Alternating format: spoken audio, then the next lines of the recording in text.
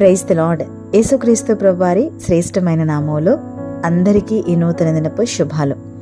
కీర్తన గ్రంథం 93వ అధ్యాయం 1వ వచనాన్ని జ్ఞాపకం చేసుకుందాం. యెహోవా రాజ్యము చేయుచున్నాడు, ప్రభావాన్ని ఆయన వస్త్రముగా ధరించి ఉన్నాడు. యెహోవా రాజ్యము చేయుచున్నాడు. అవును, మన దేవుడు రాజు. రాజ్య పరిపాలన చేసేది ఎవరండి? రాజే కదా. మనందరము కూడా ఆయన ప్రజలమై ఉన్నాం. ఇశ్రాయేలీల జీవితంలో దేవుడు వారికి రాజుగా ఉండి నడిపించారు.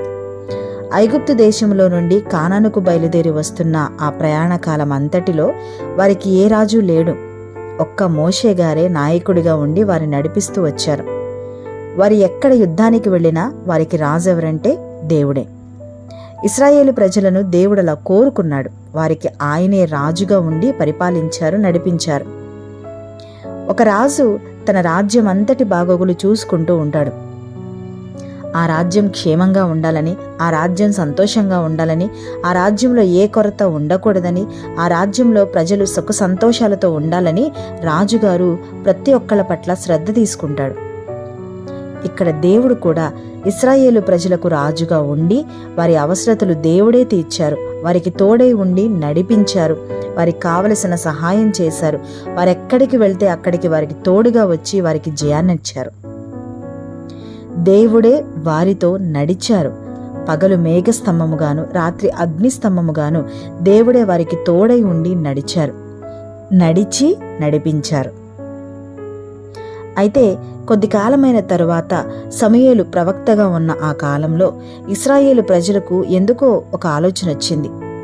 లోకంలో ఉన్న మనుషులందరికీ రాజున్నాడు, మనకి మాత్రం రాజు లేడు.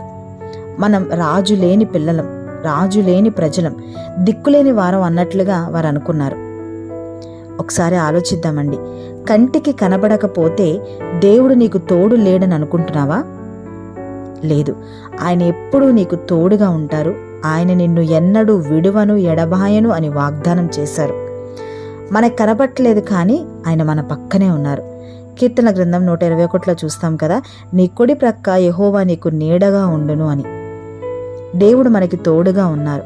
ఇశ్రాయేలీలకు తోడుగా ఉన్నారు. కానీ ఈ ఇశ్రాయేలు ప్రజలు దేవుడు తమకి రాజు అనే విషయం వారు గ్రహించలేకపోయారు. వారంటారు, అందరికీ రాజున్నాడు, మనకి రాజు లేడు. దేవుడే వారికి రాజుగా ఉండి పరిపాలిస్తున్నాడు అనే సత్యాన్ని వారు గ్రహించలేకపోయారు. చాలా కుటుంబాలలో ఇంట్లో ఆధారంగా ఉన్న వ్యక్తి ఒకవేళ చనిపోయినప్పుడు కానీ, లేదా ఆ కుటుంబాన్ని విడిచిపెట్టినప్పుడు కానీ ఇక వారికి దిక్కు లేదు అని కృంగిపోతూ ఉంటారు. కానీ దేవుడే వారికి తోడుగా ఉన్నారని, నిన్ను సృష్టించిన వాడు నీకు భర్తయ్యి ఉన్నాడని, తల్లిదండ్రులు విడిచినను యెహోవా నిన్ను చేరదీయును అని వాక్యం చెప్తుంది. ఒకని తల్లి వానిని ఆదరించినట్లు నేను ఆదరిస్తాను అని చెప్తుంది. తండ్రిలాగా నేను మీకు తండ్రినై ఉంటాను, నేను మిమ్మల్ని చేర్చుకుంటాను, మీరు నాకు కుమారులు కుమార్తెలై ఉంటారు అని దేవుని వాక్యం చెప్తుంది. ఈ రీతిగా దేవుడు మనకు అన్ని బంధాలలో మనకు తోడుగా ఉండి మనల్ని ఆదరిస్తూ, పోషిస్తూ, నడిపిస్తూ, సహాయం చేస్తూ, బలపరుస్తూ ఉంటే దిక్కులేని వారమే అనుకోవడం వెరితనమే అవుతుంది కదండి. మనకి రాజు దేవుడు, మనకు నాయకుడు దేవుడు. ఈరోజు నిన్ను ఆదరించేవారు, బలపరిచేవారు, సహాయం చేసేవారు ఎవరు లేరు అని నువ్వు అనుకుంటున్నావంటే నువ్వు దేవుణ్ణి తృణీకరిస్తున్నావు అనే అర్థం. ఆయన ప్రేమను అర్థం చేసుకోలేదని అర్థం. ఆనాడు ఇశ్రాయేలీలు కూడా అదే చేశారు. కానీ ఈరోజు మనం గ్రహింపుతో ఉందాం. మనకి రాజు ఉన్నాడు. ఇప్పటిదాకా దేవుని ఒకవేళ నువ్వు రాజుగా అంగీకరించకపోతే ఇప్పుడైనా అర్థం చేసుకుని అంగీకరించు. ఆయన రాజుగా ఉంటే ఇశ్రాయేలీలకు ఆకలి తెలియదు, దాహం తెలియదు, వారి బట్టలు పాతగిలలేదు, వారి కాళ్లలో సత్తువ తగ్గలేదు, వారికి శత్రువు వస్తున్నాడు అన్న విషయం కూడా తెలియదు. అలా కాపాడుకున్నారు దేవుడు. ఈరోజు దేవుడు నీకు రాజుగా ఉంటే మనకి కూడా అంతే దీవెన, అంతే శ్రద్ధ, అంతే జయం. అట్టి కృప దేవుడు మనందరికీ అనుగ్రహించునుగాక. ప్రార్థన. పరిశుద్ధుడా గొప్ప తండ్రి, మీకు వందనాలు. దేవా, మీరు మమ్మల్ని ప్రేమించి మీరు మాకిచ్చిన మరొక నూతన దినానికై వందనాలు. దేవా, మీరు ఇంత కృప చూపిస్తున్నందుకు కోట్లాది వందనాలు. అవునయ్యా, ఆనాడు ఇశ్రాయేలీల జీవితాల్లో కూడా మీరెంత శ్రద్ధ తీసుకున్నారో, వారికి రాజుగా ఉండాలని మీరు ఎంత ఆశపడి కోరుకున్నారో అయ్యా, వాక్యం ద్వారా మాకు అర్థమవుతుంది. అవును తండ్రి, ఆనాడు ఇశ్రాయేలీలే కాదు, ఈరోజు మా జీవితాలలో కూడా మీరే మాకు రాజుగా ఉండాలని ఆశ కలిగి ఉన్నారు. అవునయ్యా, మిమ్మల్ని మేము హృదయపూర్వకముగా పూర్ణ మనస్సుతో రాజుగా అంగీకరించే కృపను మాకు దయచేయండి. ఎందుకు అంటే మీరు రాజుగా ఉంటే జీవితం ఎలా ఉంటుందో ఇశ్రాయేలీలను చూసి మేము నేర్చుకోవచ్చు. ఆ కృపను మాకు అందరికీ దయచేయండి దేవా.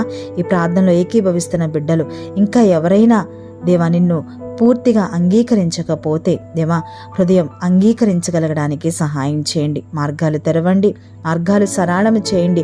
దుష్టుడి ప్రతి క్రియను లయపరిచి దేవా నీ రాజ్యములో వాళ్ళు ప్రవేశించినట్లుగా మీరే సహాయం చేయండి తండ్రి. పేరు పేరున జ్ఞాపకం చేసుకోండి, ప్రతి కుటుంబాన్ని జ్ఞాపకం చేసుకోండి. కుటుంబాలలో ఉన్న కొరతను, లోటును మీరే సరిచేసి సమృద్ధిని దయచేయండి దేవా. ఇదిగో నాయన, బలహీనులుగా ఉన్న వారిని బలపరచండి, రోగులుగా ఉన్న వారిని ముట్టి స్వస్థపరచండి తండ్రి. ప్రతి ఒక్కళ్ళ పట్ల నీ కృప విస్తరించులాగున మీరే సహాయం చేసి నడిపించండి. దినమంతా మా ప్రయాణాల్లో, పనిపాటల్లో, అన్ని విషయాల్లో మీ క్షేమాన్ని, మీ కృపను, మీ కనికరాన్ని రుచిచూచి అనుభవంలో నన్ను మమ్ము నడిపించమని యేసుక్రీస్తు ప్రభువు వారి ఘనమైన నామంలో అడిగి వేడుకొని ప్రార్థించి పొందుకుని ఉన్నాము తండ్రి. ఆమేన్.